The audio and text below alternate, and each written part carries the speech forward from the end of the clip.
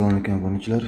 2026 yil 1-mart sanasida milliy sertifikat imtihonlariga tushgan trigonometrik ifodadan qiymat topishdagi sizga yordam beraman. Birinchi bizning misolimiz sin 40 gradus minus kosinus 40 gradus bo'lingan ilzosi 2 kosinus 85 gradus. Birinchi biz yuqoridagi sinus 40 minus kosinus 40 ni ishlovimiz kerak bo'ladi.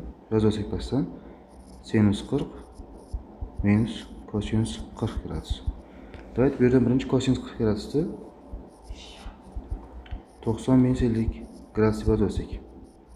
Formulamiz bo'yicha kosinus 90 kosinus 50 plus sinus 90 sinus 50.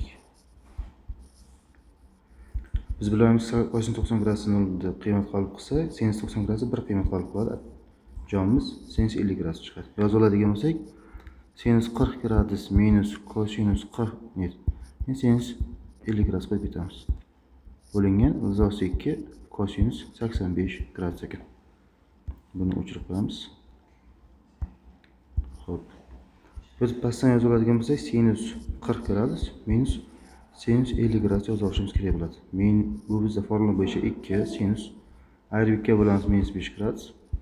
Qo'shib 2 bo'lamiz kosinus 45 gradus kelar ekan.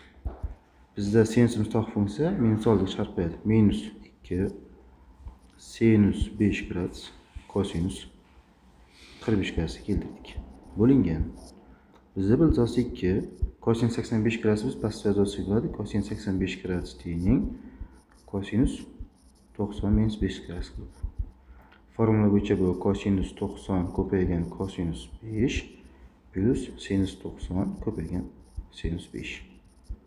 Xo'p, keldik. Kosinus 90 gradus 0 bo'lsa, sinus 90 1. Ket sinus 5 gradusga keladi. Yozsak sinus 5 gradus. Sinus 5 gradus qisqaradi.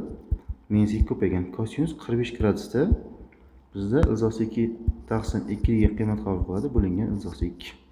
2 lar ilzosi 2 qisqarsa javobimiz minus 1 bo'ladi ekan. Xo'p, bizning kuzatishda davom eting. Biz keyingi savollarni tahlil qilishda davom etyapmiz.